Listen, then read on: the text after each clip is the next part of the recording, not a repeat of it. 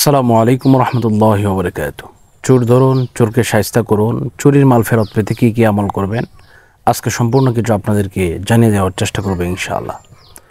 আল্লাহ পাক রব্বুল আলামিন কুরআনুল কারীমের মধ্যে ৬৬৬৬ খানা আয়াত নাজিল করে দিয়েছেন।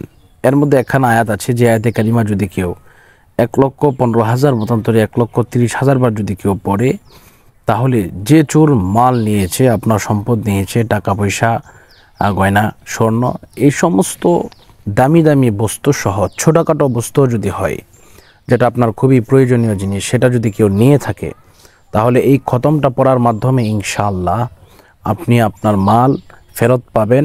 চোর আপনার মাল ফেরত দিতে বাধ্য হবে ইনশাআল্লাহ। আমরা আসুন এই খতমের সাথে একটু পরিচয় হয়ে নেই। এটাকে অনেকেই বলেন জালালি খতম বা অনেকেই বলেন খতমি উনুস। এই খতমি উনুস যদি কেউ ১,৩০,০০০ বার যদি কেউ পড়ে, ইনশাআল্লাহ যাদের সময় আছে তারা, আমি নিয়মটা পড়ে বলে দেব, এই নিয়মে পড়ে নেবেন। আর যাদের সময় নাই, ইনশাআল্লাহ আমাদেরকে বললে ডেসক্রিপশনে নাম্বার দেওয়া আছে, ফোন করলে ইনশাআল্লাহ আমরাও আমাদের ছাত্রদের মাধ্যমে পড়িয়ে দেওয়ার চেষ্টা করবো ইনশাআল্লাহ। তো নিয়মটা একটু বলে দিচ্ছি, যারা বাড়িতে পড়তে চাচ্ছেন বা পড়তে পারবেন তারা এভাবে পড়বেন। প্রথমে ওযু করবেন, ওযু করার পরে সুন্দরভাবে আপনি ভালোভাবে পবিত্রতা অবস্থায় আপনি জায়নামাজের মধ্যে বসবেন। বসার পরে এভাবে এক বৈঠকে, মানে এক বসা অবস্থায় আপনি ১,৩০,০০০ বার পড়বেন আপনার ফ্যামিলির লোকদেরকে নিয়ে। তো প্রথমে সূরা ফাতিহা একবার, এরপরে সূরা ইখলাস ৩ বার, কয়েকবার দরুদ শরীফ পাঠ করার পরে এইভাবে পড়া শুরু করবেন, লা ইলাহা ইল্লা আনতা সুবহানাকা ইন্নী কুনতু মিনাজ জালিমিন।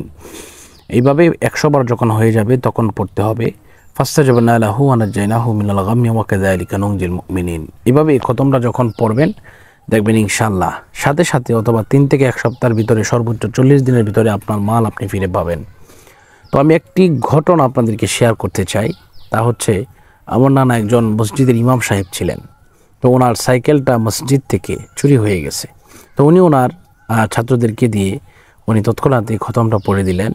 ইনশাআল্লাহ মাত্র ৩ ঘন্টা লাগে এই খতমটা পড়লে, কিন্তু মাত্র ১ ঘন্টা পড়ার পরপরই চোর সাইকেল নিয়ে ফেরত এসেছে। এটা আমি নিজে সাক্ষী, এবং আমি দেখেছি চোরের এদিক দিয়ে ওই দিক দিয়ে রক্ত লেগে আছে এবং চোর কান্না করতেছে, না পায়ের মধ্যে এসে পড়ে গেছে যে হুজুর মাফ করে দেন, আমি আর সহ্য করতে পারতেছি না। আমার হঠাৎ করে এমন তীব্র ব্যথা শুরু হয়ে গেল, আমি অসম্ভব সহ্য করতেই পারতেছি না। আমার মুখ দিয়ে অটোমেটিকলি, নাক দিয়ে এভাবে রক্ত বের হচ্ছে, রক্ত এইভাবে এদিক দিয়ে লেগে আছে। তো আমার নানা মহৎ মনের মানুষ ছিলেন, উনি ক্ষমা করে দিলেন। যাক, যে কথা বলতেছিলাম, আপনারা ইনশাল্লাহ যদি এই খতমটা পড়েন, ইনশাল্লাহ পড়তে পারেন। আর যদি না পারেন, ইনশাল্লাহ আমাদেরকে বললে আমরা ইনশাল্লাহ পড়ে দেবো ইনশাল্লাহ। তো আল্লাহ পাক আমাদের সকলকে কবুল করুন, সকলের মনের আশা পূরণ করুন। এ পর্যন্ত বিদায় নিচ্ছি। আসসালামু আলাইকুম ওয়া রাহমাতুল্লাহি ওয়া বারাকাতুহু।